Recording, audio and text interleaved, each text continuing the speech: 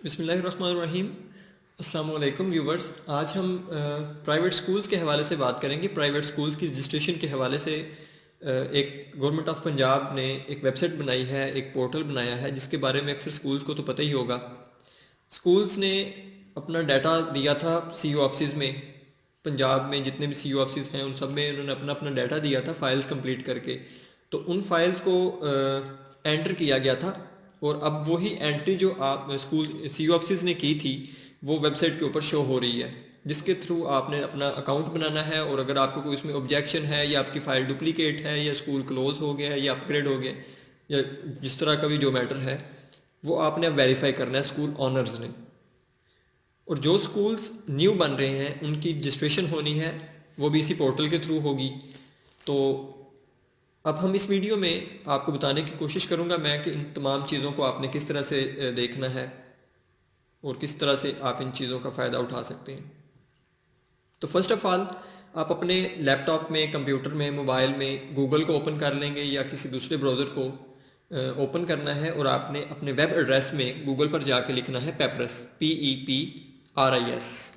Chrome में papyrus लिखने के बाद PEPRIS.PUNJAB.gov.pk इसको ओपन कर लेते हैं। हमारे सामने एक वेबसाइट ओपन हो जाएगी। अगर आपके सामने कोई वेबसाइट ओपन हो और उसके साथ स्लैश लॉगिन जिसके ऊपर वो साइन इन मांगेगा आपसे, अगर सामने स्लैश लॉगिन लिखा हुआ है तो आपने स्लैश और लॉगिन को मूव कर देना है। उसके बाद आपके सामने peppers.punjab.gov की ओरिजिनल वेबसाइट ओपन हो जाएगी, जिसकी हेडिंग जो है वो वेलकम स्कूल ऑनर्स से स्टार्ट होगी। इसके नीचे एक बटन बना हुआ है रजिस्टर नाउ।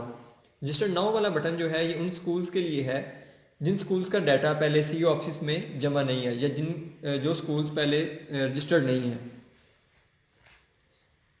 वो स्कूल्स यहाँ से रजिस्टर हो सकते हैं। उसके बाद नीचे एक फॉर्म बना हुआ है जिसमें सेलेक्ट डिस्ट्रिक्ट, सेलेक्ट तहसील और रजिस्ट्रेशन नंबर और ऑनर CNSE नंबर और मोबाइल नंबर, ये 4-5 चीज़ें वो आपसे मांग रहा है। अगर आपने डाटा अपना पंजाब के किसी भी सीईओ ऑफिस में अपना जमा करवाया हुआ है तो आपने यहाँ से अपना डिस्ट्रिक्ट सेलेक्ट कर लेना है। डिस्ट्रिक्ट सेलेक्ट करने के बाद जो आपकी तहसील है वो आपने तहसील सेलेक्ट कर लेनी है। उसके बाद आपके पास registration number, owner CNSE number और ऑनर मोबाइल नंबर, आपने इसमें अपना CNSE नंबर जो आपने मेंशन था आपका वो वाला अपना CNSE नंबर लेना है।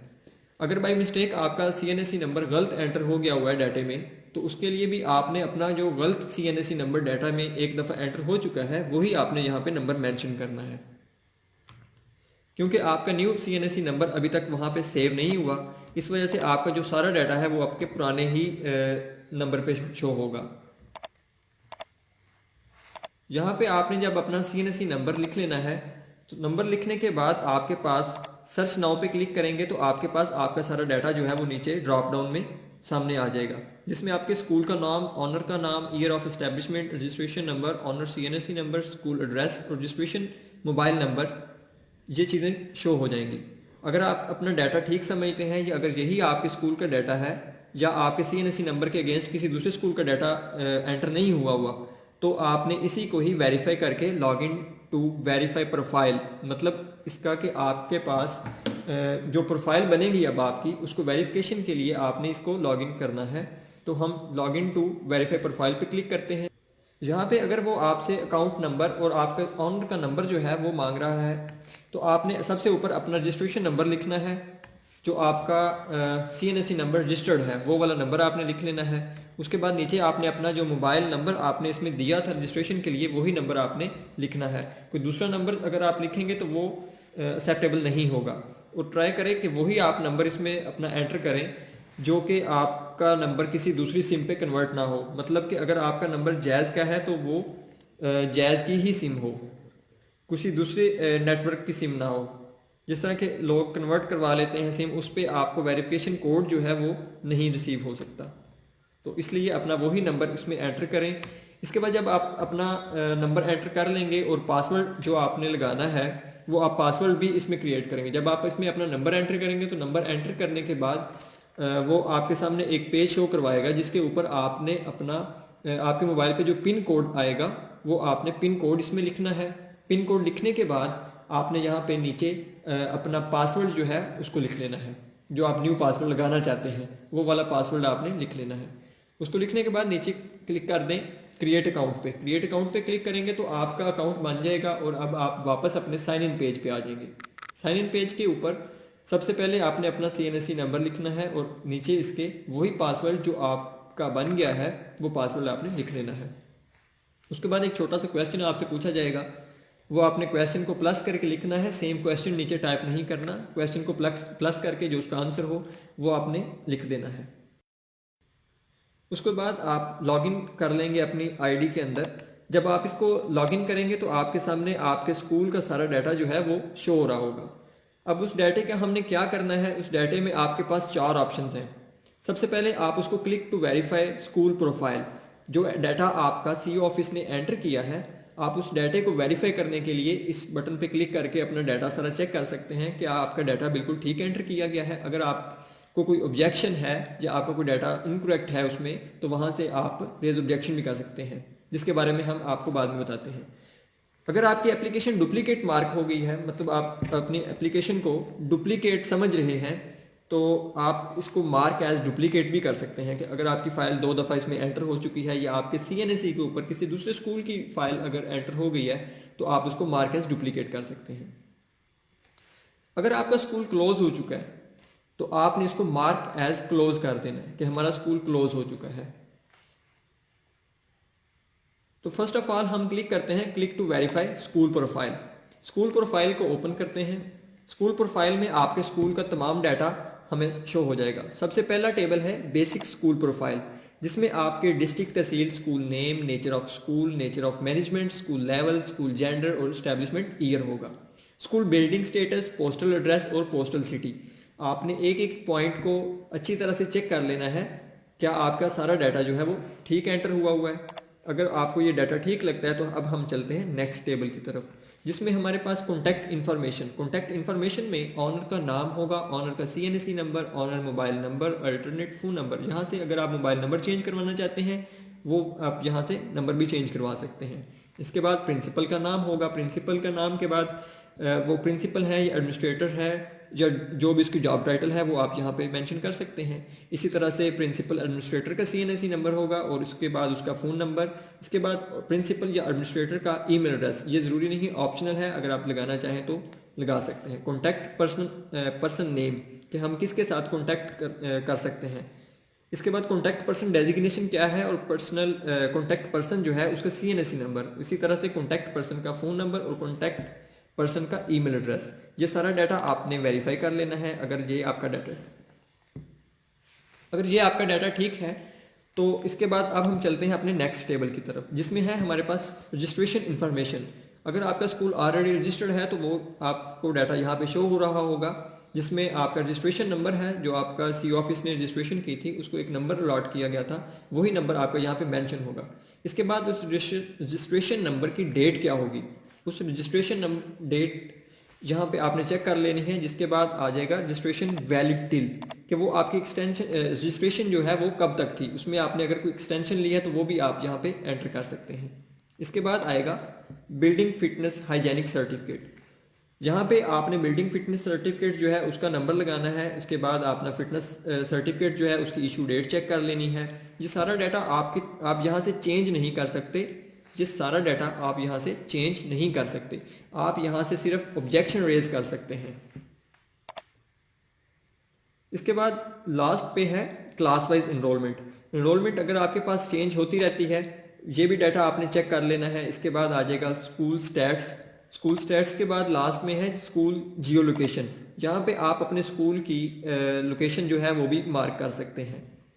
इसमें अगर फ़र्ज़ करते हैं, अब हम देखते हैं कि अगर हमारे पास किसी चीज़ का कोई डाटा इनकरेक्ट है तो हमने उसको किस तरह से रेज ऑब्जेक्शन किस तरह करना है। तो उसके लिए मैं यहाँ पे कॉन्टैक्ट इन्फॉर्मेशन में रेज ऑब्जेक्शन पे क्लिक करता हूँ। रेज ऑब्जेक्शन पे जब हम क्लिक करते हैं तो हमारे पास मैंने ऑनर नेम जो है उसके लिए किया है, तो मेरे पास ऑनर नेम जो है वो शो हो रहा है। तो मैं इसमें अगर चेंजिंग कर दूंगा तो वो चेंजिंग जो है वो CEO ऑफिस में चली जाएगी।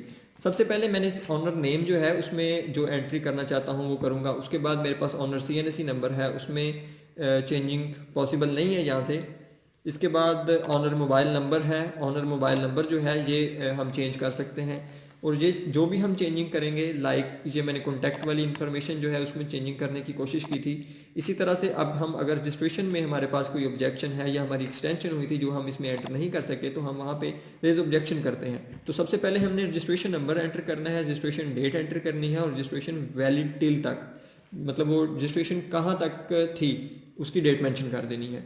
और जो न्यू रजिस्ट्रेशन की कॉपी होगी वो हमने साथ में अटैच कर देनी है। अटैचमेंट उसी तरह से होगी जिस तरह के हम अपने प्रोफाइल पिक्चर्स को चेंज करने के लिए कुछ मोबाइल से फाइल को चूज़ करते हैं और उसको साथ में अटैच कर देते हैं। इसी तरह आपने चूज़ फाइल पे क्लिक करना है। चूज़ फाइल पे क्लिक करने के बाद आपने कंप्यूटर में जहाँ भी वो फाइल रखी हुई होगी आपने उस फाइल को सिलेक्ट कर लेना है। सिलेक्ट करने के बाद जब आप उसको फाइल को अपलोड करेंगे तो उसके लिए थोड़ा सा आपको इंटरनेट अच्छा चाहिए।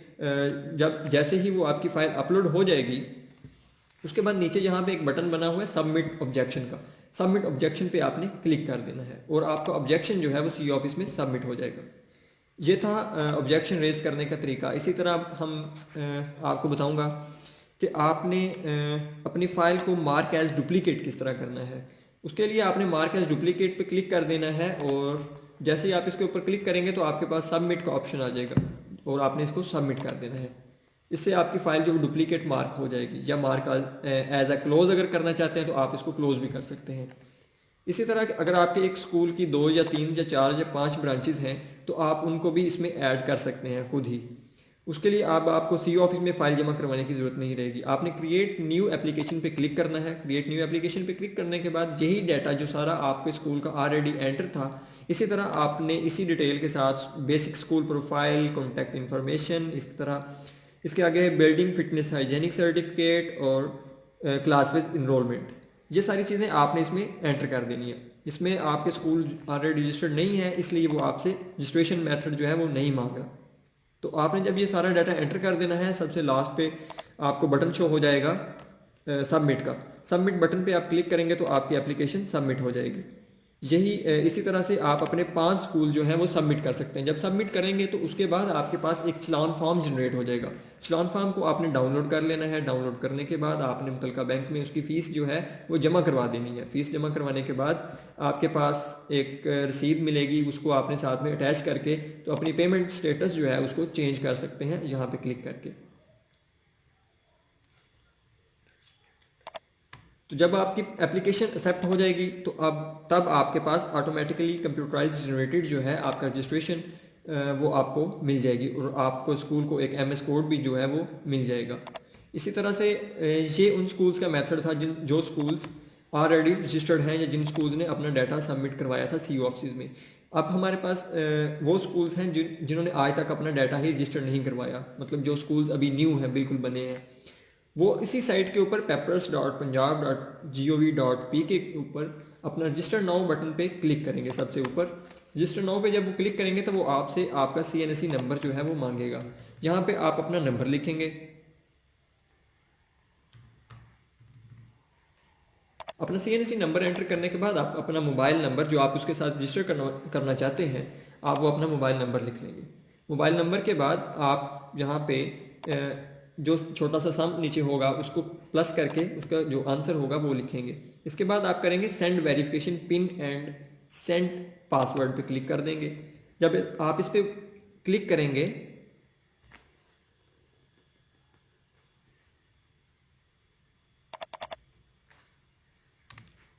तो आपके मोबाइल के ऊपर एक पासवर्ड जाएगा। आपने उसी पासवर्ड को यूज़ करके अपना लॉगिन कर लेना है और आपके पास एक ब्लैंक फॉर्म ओपन हो जाएगा। ब्लैंक फॉर्म के ऊपर आपने अपना सारा डाटा जो है वो एंटर कर लेना है। ब्लैंक फॉर्म के ऊपर आपने अपने स्कूल का सारा डाटा एंटर करना है। उसके बाद उसी तरह से आपके पास एक चलान फॉर्म जो है वो डाउनलोड करना पड़ेगा। आपको डाउनलोड करने के बाद आपने बैंक में जाके अपनी फ़ीस जमा करवानी है। फ़ीस जमा करवाने के बाद उसी चलान फॉर्म की कॉपी जो है वो आपने इस वेबसाइट के ऊपर वापस आपके अटैच करनी है और इसको रिफ़्रेश कर देना है। जब आप रिफ़्रेश करेंगे तो आपका स्टेटस वो अपडेट हो जाएगा और इसी तरह से आप अपने स्कूल को डाटा सारा आपका एंटर हो जाएगा और आपके स्कूल का इलेक्ट्रॉनिक जो रजिस्ट्रेशन है सर्टिफिकेट वो आपको मिल जाएगा। इसकी लास्ट डेट जो है वो 1 मार्च 2021 है। इसी तरह से आपको इसमें अपना ई लाइसेंस इशू हो जाएगा जिसको आप वेबसाइट के ऊपर डाउनलोड कर सकते हैं और अपना फ़ाइल का हिस्सा बना सकते हैं। मज़ीद इसी तरह की वीडियोज़ जो हैं वो इंशाल्लाह आपके साथ हम शेयर करते रहेंगे। तो हमारे चैनल को ज़रूर सब्सक्राइब कीजिएगा और इस हमारी वेबसाइट को भी विज़िट करते रहिएगा।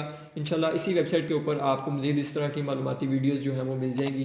Kindly like share and comment, your feedback is very important for us. Thank you so much. अल्लाह हाफिज़।